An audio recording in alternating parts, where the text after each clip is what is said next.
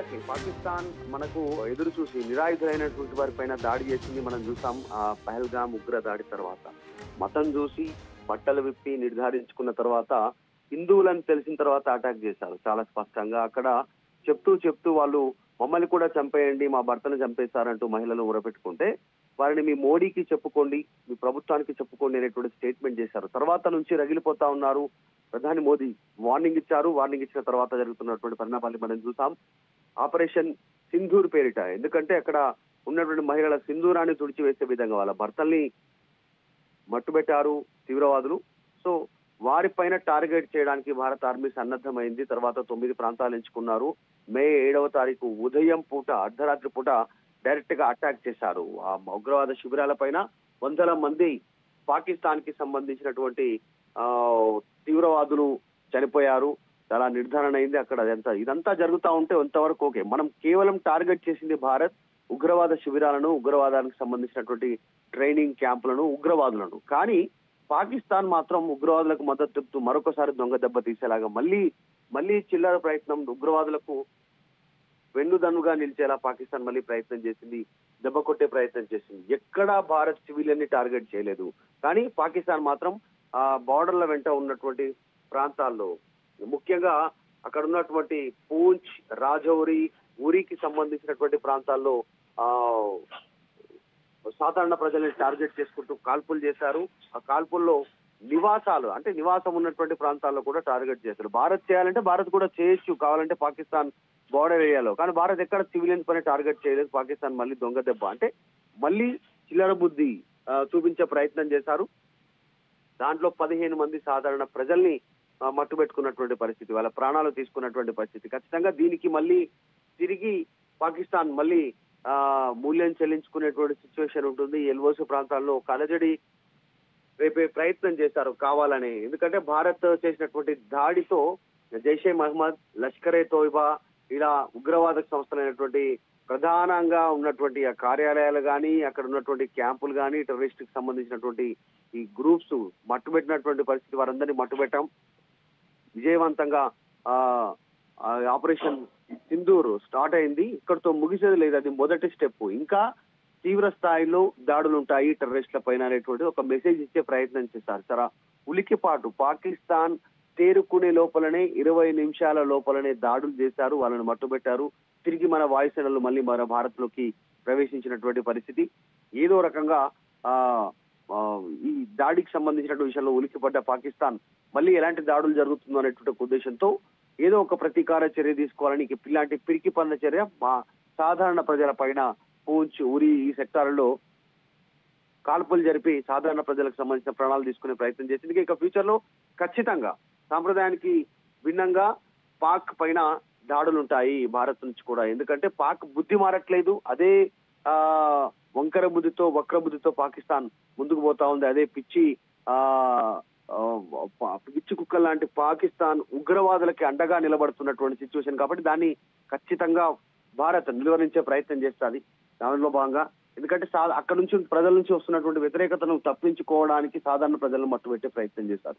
ఇక్కడ పహల్గామ్ ఉగ్రదాడిలో అదే జరిగింది. ఇప్పుడు ఉగ్రవాద శిబిరాల పైన ఆపరేషన్ సింధూర్ పేరిట భారత్ దాడి చేసిన తర్వాత రివెంజ్ కోసం మళ్ళీ ఇప్పుడు సాధారణ ప్రజలపైనే మళ్ళీ పాకిస్తాన్ దొంగ దెబ్బ కొట్టే ప్రయత్నం చేసింది. కాబట్టి దీనిపైన ఖచ్చితంగా ఫ్యూచర్ లో 100% దీనికి మళ్ళీ సమాధానం ఉండే సిచ్యువేషన్ ఉంది. ఇంకా అనేక రకాలైనటువంటి అబద్ధాలు చెప్పే ప్రయత్నం చేస్తా ఉన్నారు. భారత్ విమానంలో కూల్చామని లాంటి స్టేట్మెంట్ చేస్తా ఉన్నారు. యాక్చువల్ గా అయితే షెడ్యూల్ ప్రకారం నిన్న జరిగిన దాంట్లో పాకిస్తాన్ కి సంబంధించినటువంటి విమానాలను పాకిస్తానే కూల్చినటువంటి సిచ్యువేషన్ ఉంది అక్కడ. ఎందుకంటే చైనాకి సంబంధించినటువంటి ఆయుధాలు కొన్నారు, చైనా నుంచి సమాచారానికి సంబంధించినటువంటి ఆ వ్యవస్థ తీసుకున్నారు. ఆ రాడార్లు కరెక్ట్ గా గుర్తించకపోవడం, గాల్లో ఉంటే పాకిస్తాన్ కి సంబంధించిన విమానాలనే పాకిస్తాన్ సిబ్బంది, పాకిస్తాన్ ఆర్మీ కూల్చుకున్నటువంటి పరిస్థితి ఉంది అక్కడ. మొత్తానికి పూర్తి స్థాయిలో ఫెయిల్ అవుతా ఉన్నటువంటి పరిస్థితి. ఏదో ఒక రకంగా అక్కసు వెళ్ళగక్కాలి. కాబట్టి బార్డర్ ఎల్ఓసి ప్రాంతంలో ఉన్నటువంటి పూంచు, ఉరి ఈ ప్రాంతానికి సంబంధించిన ప్రాంతాల్లో సాధారణ ప్రజల పైన దాడి చేసి వాళ్ళ ప్రాణాలను తీసుకున్నారు. 15 మంది స్థానికులు జరిపారు. దాదాపు ఒక 40 నుంచి 50 మంది గాయపడ్డారు. వాళ్ళందరికీ చికిత్స అందిస్తా ఉన్నారు. దీనికి కూడా పాకిస్తాన్ ఖచ్చితంగా మూల్యం చెల్లించుకుంటుంది. ఆపరేషన్ సింధూర్ అనేటువంటి చాలా అగ్రెషన్ గా స్టార్ట్ అయింది. అది కంటిన్యూషన్ అయ్యే అవకాశం ఉంటుంది. మొత్తం పూర్తి స్థాయిలో ప్రతి ఉగ్రవాదిని మట్టుబెట్టడమే భారత ఆర్మీ, భారత ప్రభుత్వ లక్ష్యంగా ముందుకు వెళ్తా ఉన్నారు. కాబట్టి త్వరలోనే పాకిస్తాన్ కు సరైన బుద్ధి చెప్పడానికి సిద్ధమవుతా ఉంది. సో ఇది సిచ్యువేషన్. పాకిస్తాన్ మళ్ళొకసారి ఒక బుద్ధి మళ్ళీ కుక్క బుద్ధితో మళ్ళీ సాధారణ ప్రజలపైన అటాక్ చేసే ప్రయత్నం చేసింది. కాబట్టి త్వరలోనే దానికి సంబంధించి మళ్ళీ ఒక సరైన సమాధానం భారత ఆర్మీ నుంచి ఉండే అవకాశం ఉంది. Over to studio.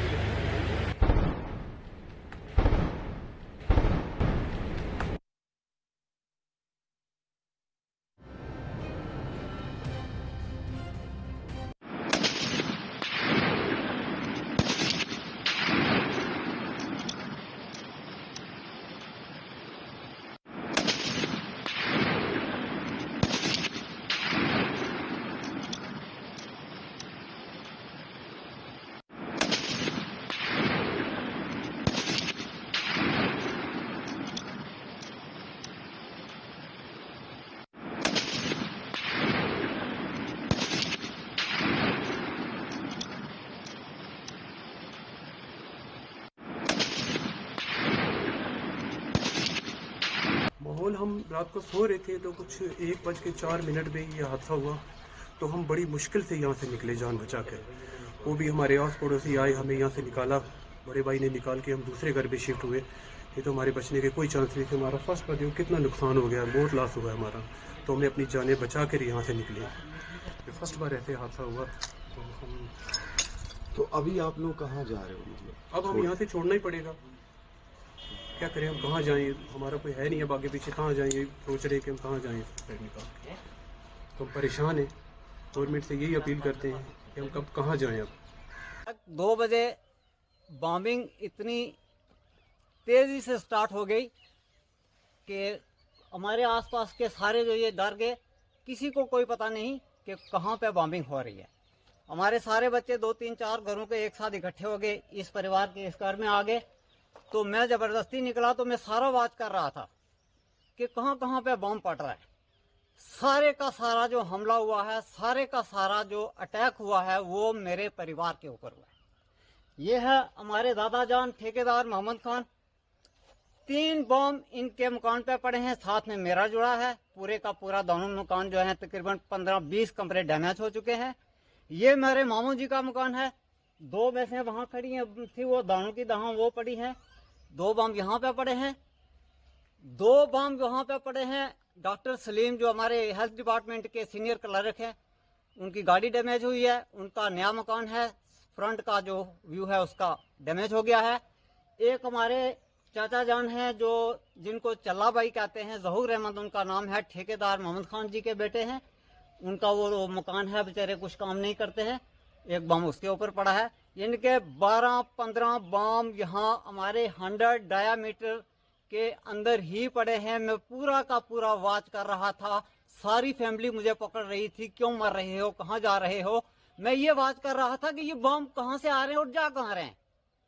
कहीं पे कोई बम नहीं पड़ा है। सारे के सारे बम आप देख लो, 1 घर, 2 घर, 3 घर, वो सामने 4 घर, पीछे हमारा 5 घर। इन 5 घरों के ऊपर पूरी की पूरी बॉम्बिंग हुई है। सारे का सारे मकान डैमेज हो चुके हैं, कोलैप्स हो चुके हैं। और रात भर हमारे बच्चों की बुरी हालत रही है। हमने उनको बड़ी मुश्किल से कंट्रोल करके कहीं सेफ दाएं बाएं रखा है। जब सुबह मैं 4 बजे निकला, मैंने अभी तब भी मुझे कोई नहीं जाने देता था, तब भी मैंने एक एक घर को वॉच किया, सब घरों को देखा, सबको बताया, सबका इतना डैमेज हो चुका है, सब्र करो, बैठ जाओ। अब ये हुकूमत के काम है, हुकूमत जाने और दूसरी हुकूमत जाने। हमने अपनी हुकूमत का साथ देना है। अपनी हुकूमत के लिए, अपने मुल्क के लिए हमारा सब कुछ डैमेज हो गया है। हमें इस चीज की कोई परवाह नहीं है। कम से कम एक ही बार हो जाए तो ये खेल खत्म हो जाए, ताकि बार बार किसी दूसरे का नुकसान ना हो। बार बार ये जो हमले होते हैं, जिसमें पुलवामा हो गया, ప్రపంచంలో ఏ మూల ఏ క్షణం ఏం జరుగుతుందో వేగంగా తెలుసుకోవడానికి తొలి వెలుగు వాట్సాప్ ఛానల్ని ఫాలో చేయండి.